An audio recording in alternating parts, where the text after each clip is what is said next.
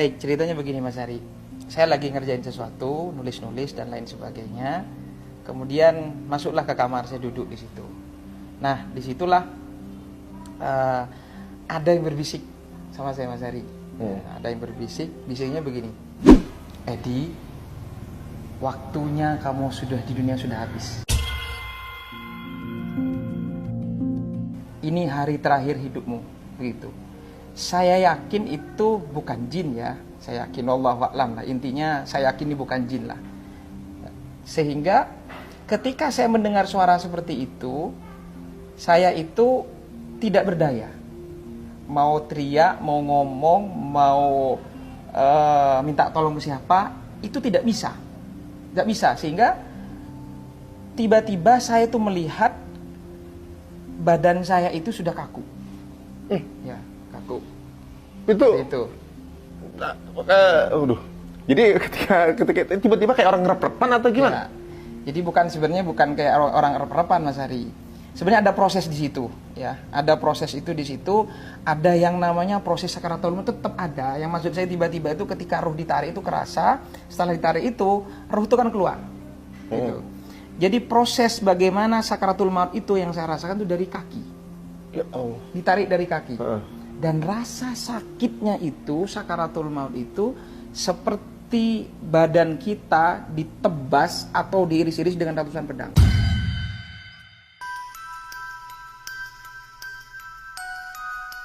Ya Allah. Atau ini kan Idul Adha nih.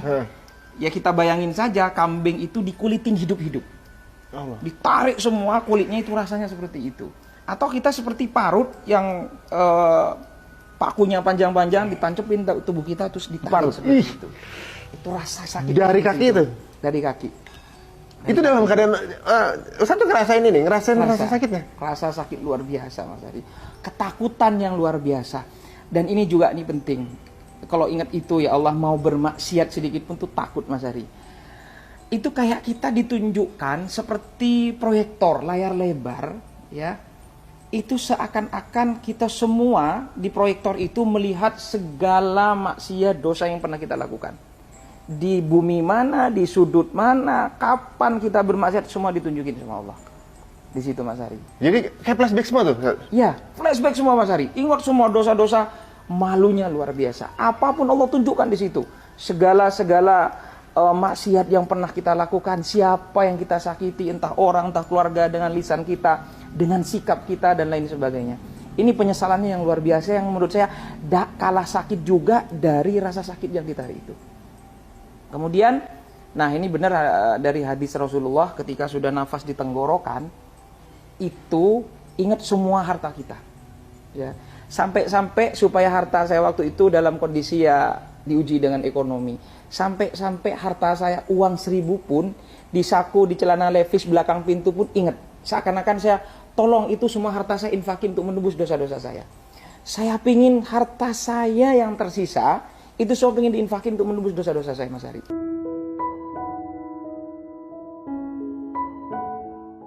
Itu ketika sudah nafas rasanya sudah di sini. Itu apa ya? Saya rasakan sendiri tuh nafas dada itu nggak berdetak. Dada itu nggak berdetak, rasa sakit itu waktu sakaratul maut itu. Dan ruh itu keluar. Ketika keluar, saya seperti tertegun melihat jasad saya itu, badan saya itu kaku. Ya gimana mayat seperti itu? Nah itulah ternyata ketakutan itu bukan cuma ketika proses sakaratul maut, sampai ruh pun keluar, itu juga ada rasa ketakutan yang luar biasa. Nah ini nanti sebenarnya ini banyak kejadian Mas Hari. Mungkin nggak cukup saya jelaskan 1 jam 2 jam, tidak akan cukup seperti ini. Ini persis sebelum saya mendirikan pesantren. Ini juga yang menjadi energi saya, semangat saya mendirikan pesantren Tahfiz Motivator Quran Indonesia seperti itu. Ketika saya melihat jasad saya itu Mas Hari, tiba-tiba ada yang berbisik begini. Sebentar lagi kamu akan diurus, didatangin Mungkar dan Nakir. Itu juga nggak kalah mengerikan. Dengar nama Mungkar Nakir saja itu Mas Hari, itu mengerikan. Saya lari ke sana kemari, saya cari orang minta tolong supaya ruh saya kembali, supaya saya selamat, supaya saya hidup lagi. Ya Allah, hidupkan saya 3 menit saja ya Allah, 5 menit saja ya Allah, supaya saya bersujud kepada Engkau, supaya saya bertobat kepada Engkau, supaya saya melakukan kebajikan-kebajikan. Itu kan terekam di dalam Al-Quran. Dan memang benar di dalam Al-Quran itu, ketika manusia yang wafat meninggal, dia mengatakan, kok hidup saya seperti hanya pagi saja, siang saja, sore saja. Dan itu benar-benar saya rasakan, Mas Ari. Dan ini lagi, Mas Ari, penting punya anak yang soleh soleha. Di situ ada kedua orang tua, ada orang tua suami istri, Mas Ari.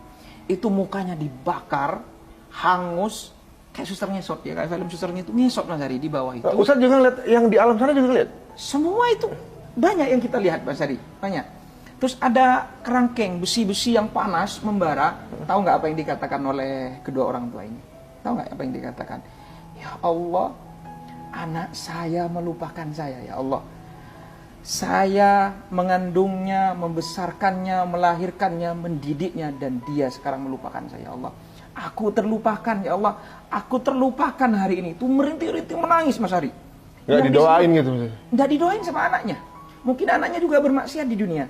Ini penting mendidik anak untuk supaya akidahnya kuat, agamanya kuat, Qur'annya kuat sebelum yang lain-lain. Ketakutan saya itu nyari masjid, Mas Ari. Yang saya cari akhirnya masjid. Nah, ini penting umat muslim untuk cari masjid gitu kan ya. Cari masjid, saya masuk ke masjid, Mas Ari, adem, ada cahaya, Mas Ari. Duh, saya merinding tuh kalau ingat tuh, nangis saya, ya Allah, ya Allah, ya Rabbal. Tapi orang nggak ada yang lihat? Nggak ada yang lihat saya sama itu. Nggak ada yang lihat saya. Terus di situ ada anak-anak muda yang lagi pegang Quran, Mas Ari. Yang lagi pegang Quran. Ya.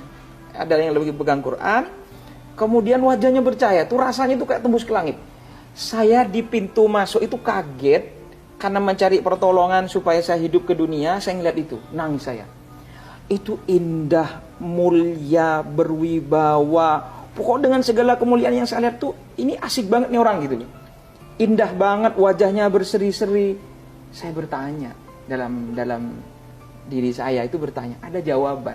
Nggak tahu siapa, pokoknya ada jawaban, ada suara begini. Itulah orang yang hafal Quran. Itulah orang-orang yang mencintai Quran.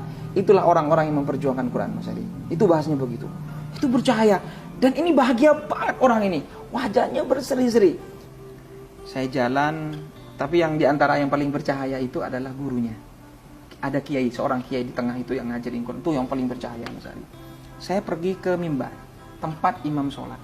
Saya sambil nangis, saya berteriak, Mas Ari, di situ. Saya nangis, ya Allah, berkali-kali saya ngomong, ya Allah, hidupkan saya walaupun 3 menit, hidupkan saya walaupun 5 menit. Kalau sebelumnya saya pingin taubat gitu, pingin beribadah sama Allah gitu. Tapi ini beda, saya mintanya sama Allah beda. Ya Allah, jika Engkau izinkan saya hidup di dunia 3 menit saja, 5 menit saja, saya ingin taubat, saya ingin zikir, saya ingin sedekah, saya ingin semua kebaikan-kebaikan saya sampaikan kepada Allah. Saya ingin hidup, ya Allah. Saya ingin balik ke dunia, ya Allah. Baru saya terakhir ingat dalam diri saya, ya Allah, jika Engkau izinkan saya hidup, ya Allah, 3 menit saja, 5 menit saja, ya Allah, izinkan saya hidup di dunia ini, ya Allah. Saya akan perjuangkan Quran hingga akhir hayat saya, Allah. Saya akan berjuang untuk Quran. Saya akan wakafkan hidup saya untuk Quran, ya Allah. Itu doa saya sama Allah, Mas Ari. Ketika saya berteriak, nangis sama Allah, itu menjid sama Allah, pokok pasrah total sama Allah. Saya sudah sampai lupa pada diri saya sendiri, sampai saya lupa siapa saya sampai lupa apa yang terjadi, karena saya hanya hati saya, ya Allah, minta hidupkan saya di dunia. Saya wakafkan hidup saya untuk Quran. Saya akan perjuangan Quran sampai detak dan jantung saya yang terakhir, saya janji saya sama Allah. Tiba-tiba ruh itu balik, Mas Ari. Saya itu kayak lagi tidur, langsung bernyawa lagi. Saya bernafas, saya gemetar berjam-jam gitu, ketakutan malam ini.